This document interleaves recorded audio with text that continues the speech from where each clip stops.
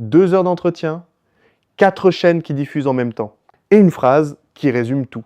Je suis le seul Premier ministre capable de justifier chaque centime des fonds politiques. Ce dimanche 16 août, Ousmane Sonko a parlé carburant, fonds spéciaux, patrimoine, relations avec le président, documents à l'appui. Au même moment, à Dakar, une réforme constitutionnelle vient d'être votée. 133 voix sur 165. Elle oblige désormais le président, mais aussi le Premier ministre et le président de l'Assemblée nationale à publier leur patrimoine à la sortie de leurs fonctions. Coïncidence de calendrier ou message politique? On démêle tout sans filtre ni détour. Abonne-toi à Vérité sans frontières si tu veux comprendre le monde sans dépendre d'un seul prisme. Il faut d'abord poser le décor, parce que rien de ce qui se passe au Sénégal en ce mois d'août ne tombe par hasard. 2 jours avant l'entretien de Sonko, le 14 août, l'actuel Premier ministre saisit le Conseil constitutionnel sur une proposition de loi encadrant les fonds spéciaux. Résultat immédiat, la plénière prévue le 10 à 9 août est suspendue. Le texte que la majorité parlementaire voulait faire adopter est bloqué avant même d'arriver dans l'hémicycle.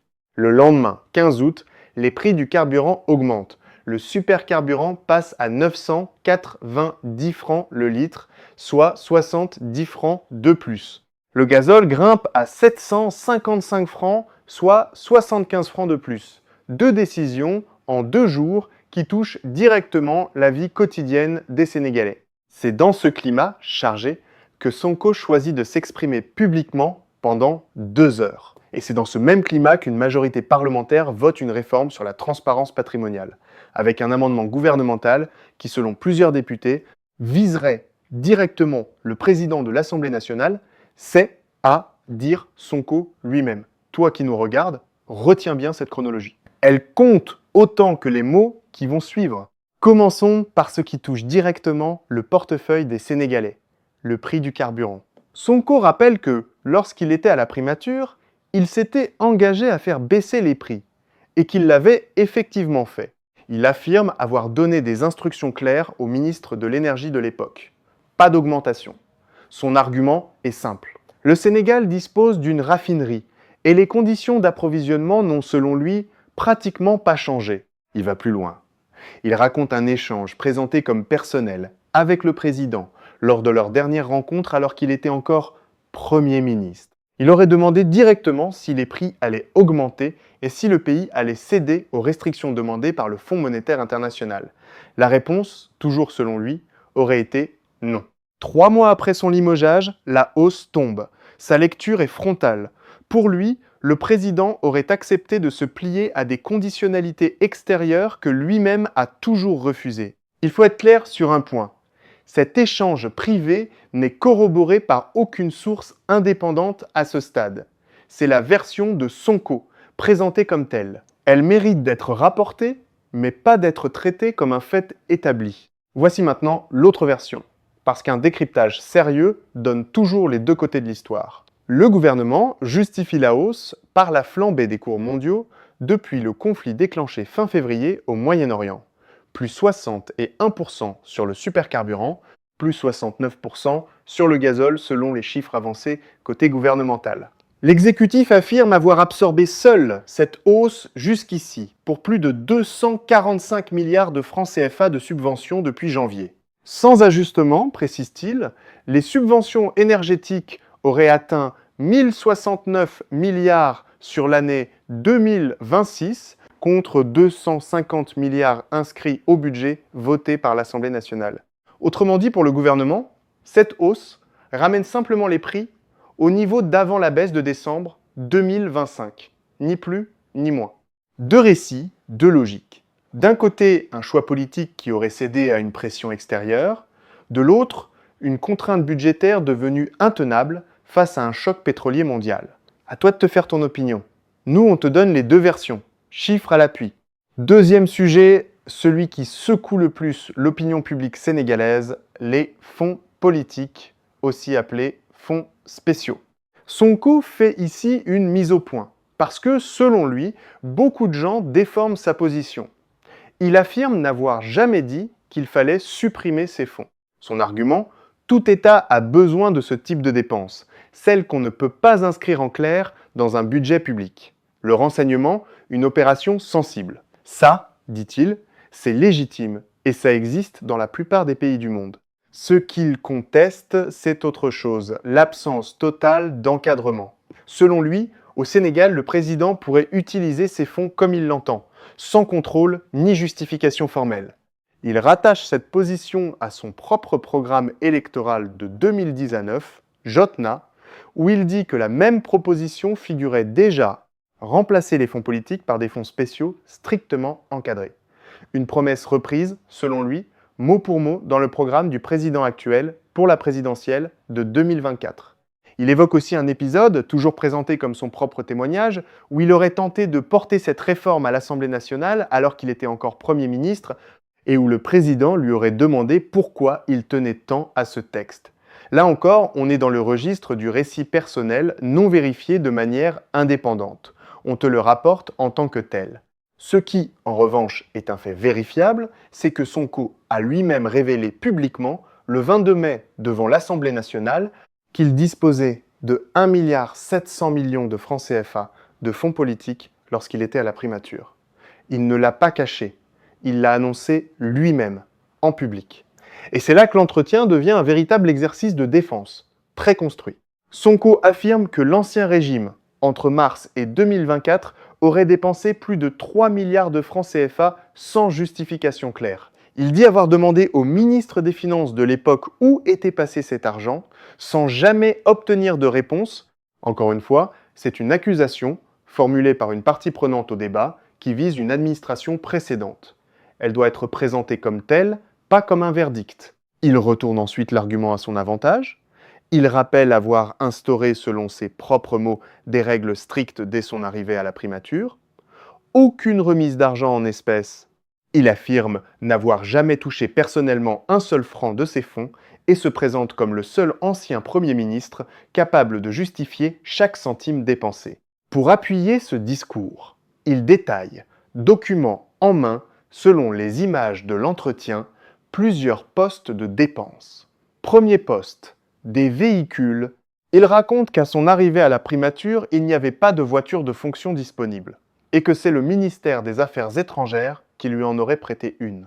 La structure chargée de la récupération des avoirs aurait ensuite organisé une vente aux enchères de véhicules quasiment neufs, à moitié prix. Sonko affirme avoir hésité, par principe, avant d'acheter, parce qu'il ne voulait pas acquérir des biens récupérés appartenant à d'autres. On lui aurait répondu que l'argent de la vente reviendrait de toute façon au trésor public. Il a donc acheté. Deuxième poste évoqué, la couverture budgétaire d'un marché lié à l'évaluation et à l'audit technique et financier de programmes de gestion des inondations. Troisième poste, les activités de commémoration du massacre des tirailleurs sénégalais. Le reste, selon lui, aurait servi à la remise aux normes de bâtiments administratifs vétustes. Sur le plan juridique, Sonko défend l'idée que la primature dispose de fonds qui lui sont propres, distincts de ceux de la présidence. Il s'appuie sur un décret pris en 2004 sous la présidence d'Abdoulaye Wade, signé, contresigné et publié au journal officiel. Il cite notamment un programme de gestion de la paix en Casamance, placé, selon lui, sous l'autorité du Premier ministre. Il faut préciser, pour être complet et honnête intellectuellement, qu'un journaliste comme Daoud Amin défend une lecture inverse. Pour lui, il n'existerait pas de fonds spéciaux propres à la primature. Ces fonds proviendraient exclusivement de la présidence. Le débat juridique à ce stade n'est donc pas tranché. Nous ne trancherons pas à sa place.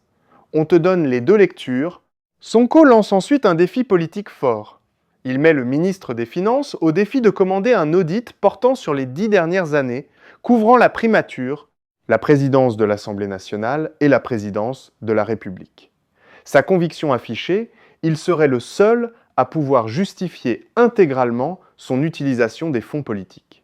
Il s'en prend également, nommément, à une ancienne présidente de structure de contrôle, en rappelant qu'elle aurait été épinglée par un rapport de l'Inspection générale d'État pour plus de 2 milliards de francs CFA, dont l'usage n'aurait, selon lui, toujours pas été justifié. Là encore, c'est une accusation qui engage celui qui la formule, pas un fait établi par une juridiction.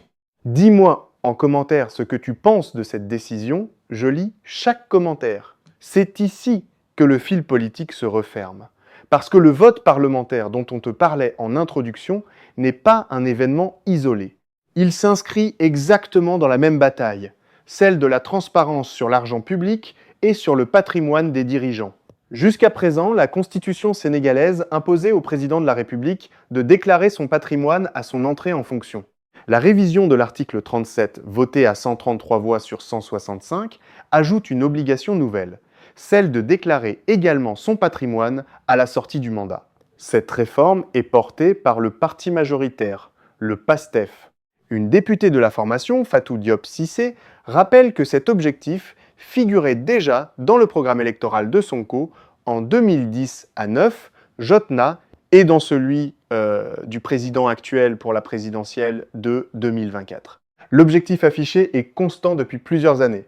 Renforcer la transparence dans la gestion des affaires publiques, imposer une reddition des comptes et mettre fin, selon les mots employés par les partisans du texte, à l'opacité et aux enrichissements sans explication. Mais c'est un amendement gouvernemental, porté par le garde des Sceaux, qui a créé la surprise dans l'hémicycle. Cet amendement élargit l'obligation de publication du patrimoine, non plus seulement au président de la République, mais aussi au Premier ministre et au président de l'Assemblée nationale. Le ministre de la Justice a défendu ce choix en expliquant qu'il ne lui paraissait pas opportun de réserver cette exigence au seul chef de l'État. Pour lui, les exigences de transparence doivent s'appliquer dans un souci d'équilibre institutionnel et d'égalité, devant l'obligation de probité à toutes les principales autorités investies des plus hautes responsabilités de l'État. Or, il faut le rappeler pour comprendre l'enjeu politique réel de ce vote, le président de l'Assemblée nationale du PASTEF, aujourd'hui, c'est Ousmane Sonko lui-même. Autrement dit, cet amendement gouvernemental l'oblige lui aussi à publier son patrimoine. C'est précisément ce point qui a suscité de vives tensions au sein même de l'hémicycle. Certains députés ont dénoncé ce qu'ils ont qualifié de manœuvre politicienne, estimant que cet élargissement viserait moins un principe général de transparence qu'une cible précise, dans un contexte de relations tendues entre le président Bassirou Diomaye Faye et Ousmane Sonko. C'est une lecture politique formulée par une partie des parlementaires. Elle circule dans le débat public, mais elle reste une interprétation, pas un fait établi. Malgré ces tensions affichées, les députés du PASTEF ont eux-mêmes voté cet amendement et ont appelé à une promulgation rapide du texte. Un choix qui, en creux, confirme la position publique de Sonko sur la transparence patrimoniale. Il ne pouvait guère s'opposer à un principe qu'il défend lui-même depuis 2010 à 9, même quand ce principe finit par s'appliquer directement à lui. Il faut ajouter un élément de mémoire politique essentiel. Fin juin, une première révision constitutionnelle similaire avait déjà été adoptée par les parlementaires sénégalais.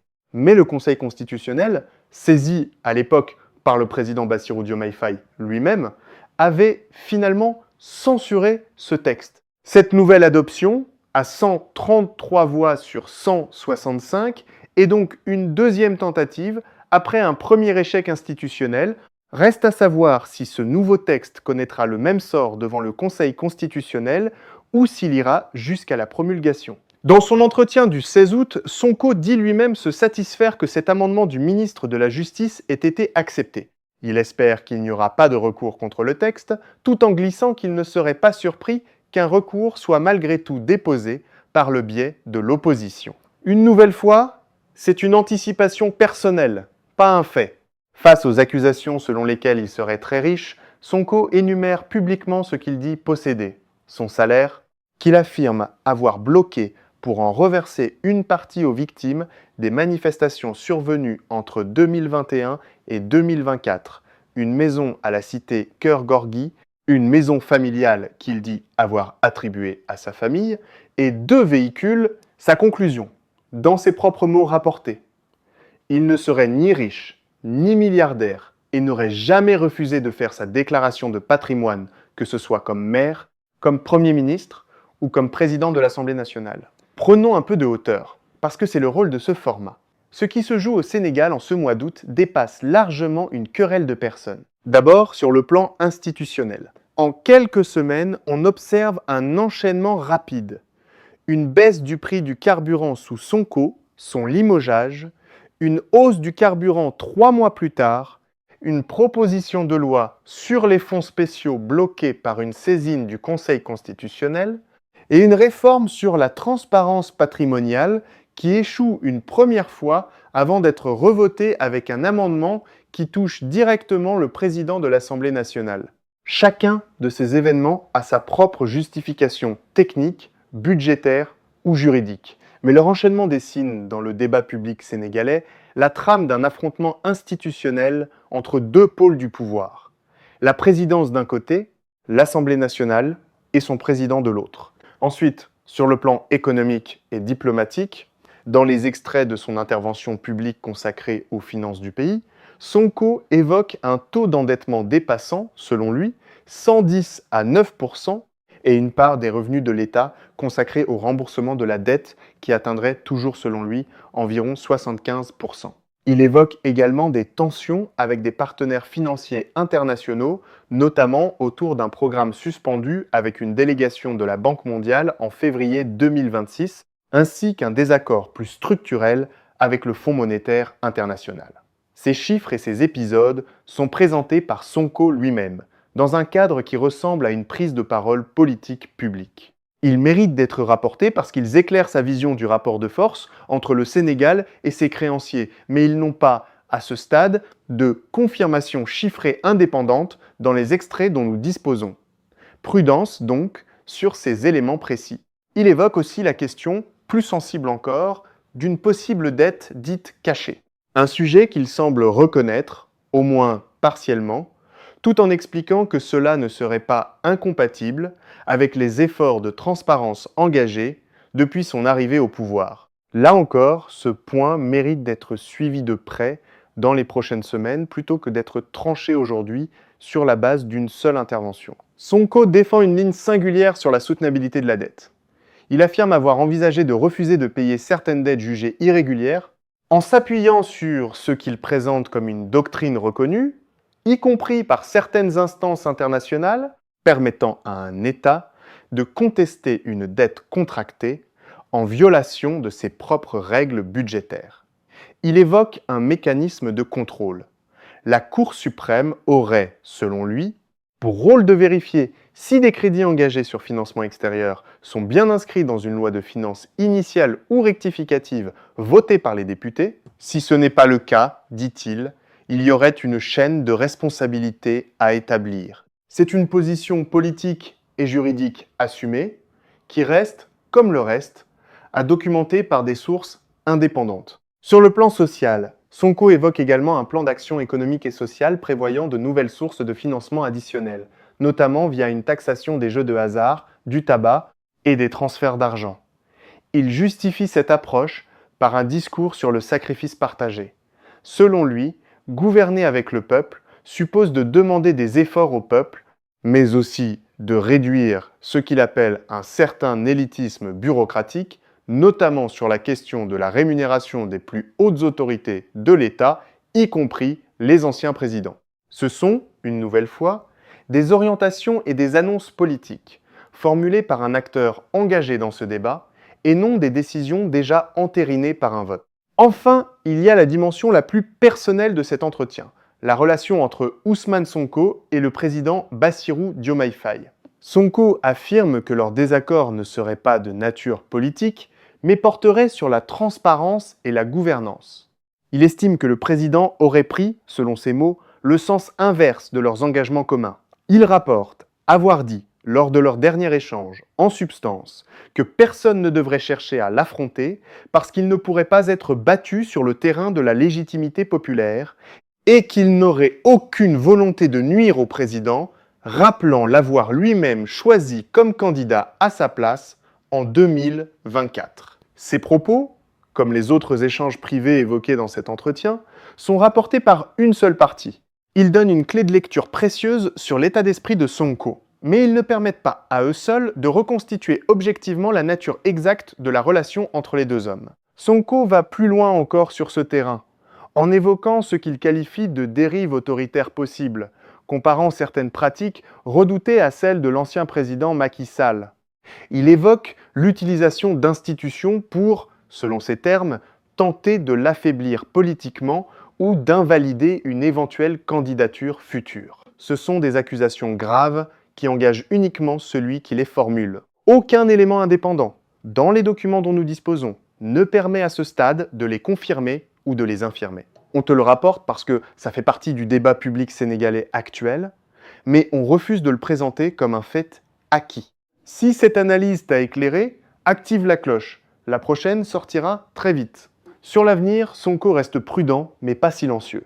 Interrogé sur une éventuelle organisation de primaires interne pour désigner un candidat, y compris au niveau des collectivités territoriales, il refuse de dévoiler publiquement sa stratégie de campagne.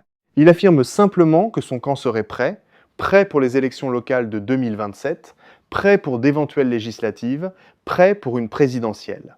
Il ajoute, avec une pointe d'ironie assumée, que si d'autres acteurs politiques ne sont pas prêts, ce serait leur problème, pas le sien. D'autres éléments, plus fragmentaires, évoquent une actualité politique en mouvement, une clarification politique et électorale annoncée pour les mois de septembre et octobre, une échéance de Conseil national du parti majoritaire, ainsi que des perspectives autour des élections locales, avec des choix de compromis électoraux évoqués dans certaines zones et des tensions internes locales dans d'autres. Ces éléments restent, pour l'instant, à l'état d'indication de calendrier plutôt que de décision confirmée. On les mentionne pour que tu gardes en tête que la séquence politique sénégalaise ne s'arrête pas à cet entretien. Elle continue semaine après semaine. Voici ce qu'il faut retenir de cette séquence à 3 volets. 1. Sur le carburant, 2 récits s'affrontent frontalement. Celui d'un choix politique qui aurait cédé à une pression extérieure et celui d'une contrainte budgétaire dictée par un choc pétrolier mondial. Les deux versions s'appuient sur des chiffres. Aucune des deux n'a, à ce stade, été validée par une source totalement indépendante des deux camps. 2. Sur les fonds politiques, Sonko clarifie sa position. Il ne veut pas les supprimer, il veut les encadrer. Il défend sa propre gestion, document à l'appui selon ses dires, et lance un défi d'audit sur 10 ans que le gouvernement n'a pour l'instant pas relevé publiquement. 3. Sur la transparence patrimoniale, une réforme constitutionnelle vient d'être votée pour la 2e fois, élargie par un amendement gouvernemental qui touche directement le président de l'Assemblée nationale, c'est à dire Sonko lui-même. Un texte qui avait échoué une première fois devant le Conseil constitutionnel et dont l'issue définitive reste, à ce jour, incertaine. Ce qui est certain, c'est que le texte sur les fonds spéciaux est aujourd'hui entre les mains du Conseil constitutionnel, que la plénière du 10 à 9 août a été suspendue, et que le défi d'audit lancé par Sonko attend toujours une réponse officielle du gouvernement. C'est précisément là que se jouera la suite de cette séquence politique. Une grande partie de ce que Sonko avance dans cet entretien reste, à ce stade, sa version des faits. Les échanges privés avec le président, les instructions données ou reçues, les motivations de chaque camp. Nous te les avons rapportées en tant que telles, sans les présenter comme des vérités établies. C'est ça, comprendre le monde sans dépendre d'un seul prisme. Restez lucide, restez libre. Yannick Ossey, Vérité sans frontières,